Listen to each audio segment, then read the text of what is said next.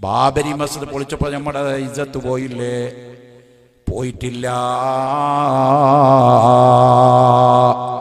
പോയിട്ടില്ല, പോയിട്ടില്ല. ബാബരി മസ്ജിദ് പൊളിച്ചപ്പോ നമ്മുടെ ഇജ്ജത്ത് പോയിട്ടില്ല മോനെ. കഅബം പൊളിക്കാൻ വേണ്ടി വന്ന അപരകത്തിന്റെ പടയോട് അല്ല പറഞ്ഞതെന്താ? കഅബം പൊളിക്കാൻ വേണ്ടി വന്ന അപരകത്തിന്റെ പടയാളികൾ കഅബം പൊളിക്കാൻ വേണ്ടി വന്നപ്പോ അന്ന് കഅബാലയത്തിന്റെ പ്രസിഡന്റ് ആരാണ്? അബ്ദുൽ മുത്തലിബാണ്. റസൂലുള്ളാഹിന്റെ വല്യുപ്പയാണ് അബ്ദുൽ മുത്തലിബാണ്. അബ്ദുൽ മുത്തലിബ് കഅബത്തിന്റെ അടുത്ത് എന്തുകൊണ്ട് പറയാണ്, ഓ അല്ലാ, നിന്റെ വീടാണ് ഈ കഅബം, നീ ഇതിനെ നോക്കിക്കോളണം. ഈ ശത്രുക്കളോട് നേരിടാനുള്ള ശക്തി എനിക്കില്ല, അതുകൊണ്ട് നിന്നെ തവക്കുലാക്കിക്കൊണ്ട് ഞാൻ പോവുകയാണെന്ന് പറഞ്ഞ് അബ്ദുൽ മുത്തലിബ് വീട്ടിലേക്ക് നടന്നുപോയി.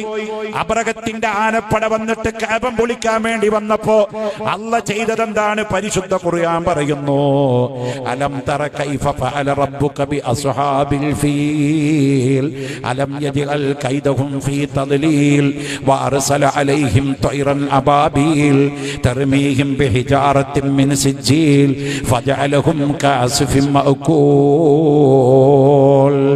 ആകാശത്തുനിന്ന് കുറച്ച് പക്ഷികളെ പറഞ്ഞേക്കുകയാണ്. ആ പക്ഷികളുടെ കൊക്കിന്റെ ഇടയിൽ കുറച്ച് കല്ല് കൊടുക്കുകയാണ്. ഹിജാറത്തും മിൻ സിജ്ജീൽ, ചൂടാക്കപ്പെട്ട കല്ല് കൊടുക്കുകയാണ്. ആ കല്ലുമായി പക്ഷികൾ പറന്നു വന്നിട്ട് ഓരോ കഅബം പൊളിക്കാൻ വേണ്ടി വന്ന അബ്രഹത്തിന്റെ പടയാളികളുടെ നെറുന്തലയിലേക്ക് ആ കല്ല് പക്ഷികളിടുകയാണ്. അല്ല പറയുന്നു, ഫജഅലഹും കഅസ്ഫിൻ മഅകൂൽ, അവര് നാൽക്കാലികൾ വിസർജിക്കപ്പെട്ട കാഷ്ടങ്ങളെ പോലെയായി പോയി, വെന്തുരുകി ചത്ത് വീണ് പോയി, എല്ലാം ഹലാക്കായി പോയി. കഅബാലയത്തിനെ നശിപ്പിക്കാമെന്ന ശത്രുക്കളെ, അബ്രഹത്തിന്റെ പടയാളികളെ, കൂരാറ്റ പക്ഷികളെ പറഞ്ഞയച്ചിട്ട് നശിപ്പിക്കപ്പെട്ട അല്ലാഹ്ക്ക് ബാബരി മസ്ജിദ് പൊളിക്കാൻ വേണ്ടി വന്ന കരസേവകരെ എന്തുകൊണ്ട് അല്ലാഹ് നശിപ്പിച്ചില്ല? നശിപ്പിച്ചു, നശിപ്പിച്ചു, നശിപ്പിച്ചു മോനെ. 92 ബാബരി മസ്ജിദ് പൊളിച്ച സമയത്ത് തന്നെ 1000 ചില്ലാനം കരസേവകരുടെ കണ്ണിന്റെ കാഴ്ചശക്തി അവിടെ വെച്ച് തന്നെ പോയിരുന്നു.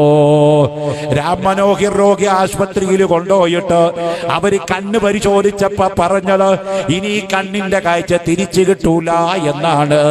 എന്നാൽ ലോകത്ത് അതേ കഅബം പൊളിക്കാൻ വേണ്ടി വന്ന കക്ഷികൾ അല്ലാഹു നശിപ്പിച്ചത് ചെറിയ പക്ഷി കൊണ്ടാണെങ്കിൽ ബാബരി മസ്ജിദ് കഅബും തമ്മിൽ 1,00,000 കൂലിയുടെ വ്യത്യാസമുള്ള പള്ളിയാണ്.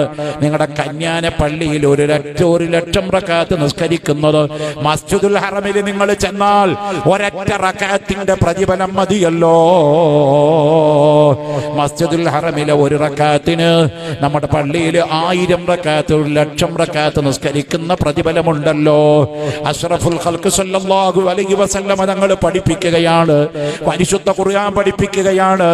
ആ കൂരാറ്റ പക്ഷികളെ ഇറക്കിക്കൊണ്ട് കഅബം പൊളിക്കാൻ വേണ്ടി വന്ന ശത്രുക്കളെ പരാജയപ്പെടുത്തിയപ്പോ ബാബരി മസ്ജിദ് പൊളിക്കാൻ വേണ്ടി വന്ന കരസേവകർക്ക് അല്ല കൊടുത്തു 1000 ചില്ലാനം എണ്ണത്തിന്റെ കണ്ണിന്റെ കാഴ്ച പോയി. കരസേവകരെ ഏറ്റവും അധികം വന്നത് രാജസ്ഥാനിൽ നിന്നാണ്. രാജസ്ഥാനിൽ ലാത്തൂർ എന്ന് പറയുന്ന സ്ഥലത്തു നിന്നാണ് കരസേവകർ ഏറ്റവും അധികം വന്നത് ബാബരി മസ്ജിദ് പൊളിക്കാൻ. കുബ്ബ തകർത്തത് അവരാ. ആ കുബ്ബ തകർത്തവരെ അല്ല വെറുതെ വിട്ടില്ല. ഒരു ദിവസം അവരെല്ലാം ഭക്ഷണം കഴിച്ചുകൊണ്ട് ഭാര്യ ഭർത്താക്കന്മാര് ബന്ധപ്പെട്ടുകൊണ്ട് കിടന്നുറങ്ങുമ്പോ അല്ലാഹു എന്ത് ചെയ്തു? വജഅൽനാ ആലിയഹാ സാഫിലഹാ, മലായിക്കത്തിനെ വിളിച്ചുകൊണ്ട് ലൂത്ത് നബിയുടെ നാട് നശിപ്പിക്കാൻ പറഞ്ഞ പോലെ അല്ല പറഞ്ഞു, വജഅൽനാ ആലിയഹാ സാഫിലഹാ. ആ ലാത്തൂർ എന്ന് പറയുന്ന രാജ്യത്തിന്റെ അടിയങ്ങളെടുത്തോട്ട് ഒരൊറ്റ കോട്ടങ്ങ് കൊട്ടി ഭൂമി കുലുക്കം. 60,000 ആളുകള് ലാത്തൂരിൽ ചത്തുപോയി. സുബ്ഹാനല്ലാഹ്. രാജസ്ഥാനിൽ നിന്നാണ് പിന്നീട് ഏറ്റവും അധികം പള്ളി പൊളിക്കാൻ ആളുകൾ വന്നതെങ്കിൽ അനാഫലിസ് കൊതുകെന്ന് പറഞ്ഞൊരു കൊതുകിന് അല്ലങ്ങട് പറഞ്ഞേക്കുകയാണ്. അവിടെ മാരകമായിരിക്കുന്ന പനി വരികയാണ്, എലിപ്പനി വരികയാണ്, എലിപ്പനി വരികയാണ്. എലിപ്പനി പിടിച്ചിട്ട് 1,00,000 ആളുകൾ പ്ലേഗ് പിടിച്ചിട്ട് ചത്തുപോയത് അവിടെയാണ്. ബാബരി മസ്ജിദിന്റെ മുകളിൽ തൊട്ട എല്ലാത്തിനെയോ അല്ലാഹു ഹലാക്കാക്കിയിട്ടുണ്ട് മോനെ. വലില്ലാഹിൽ ഇസ്സത്തു വലിറസൂലിഹി വലിൽമുഅ്മിനീൻ.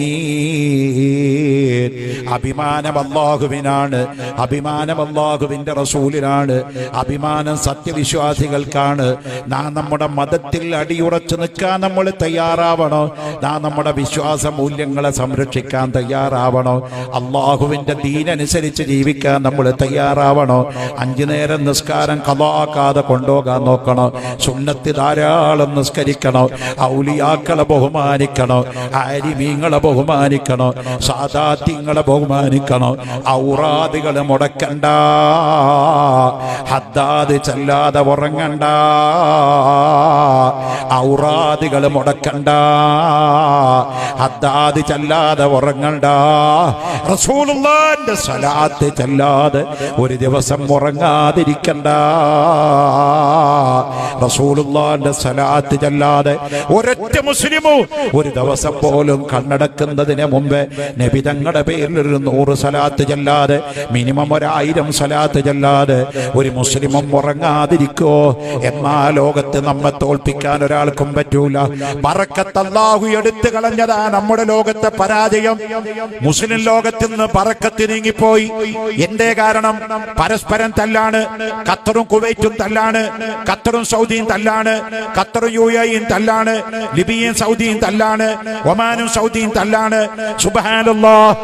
ഹബീബ് മുഹമ്മദുർ റസൂലുള്ളാഹി തങ്ങളെ ഏറ്റവും അധികം മഹത്വം പറഞ്ഞു പോയ, തങ്ങളെ ഏറ്റവും അധികം മഹത്വം പറഞ്ഞു പോയ ഉവൈസുൽ ഖർനി റളിയല്ലാഹു അൻഹുവിന്റെ നാടായ തൊട്ടടുത്ത് കിടക്കുന്ന നാടും സൗദി അറേബ്യയും തമ്മിൽ എന്ത് തല്ലല്ലേ?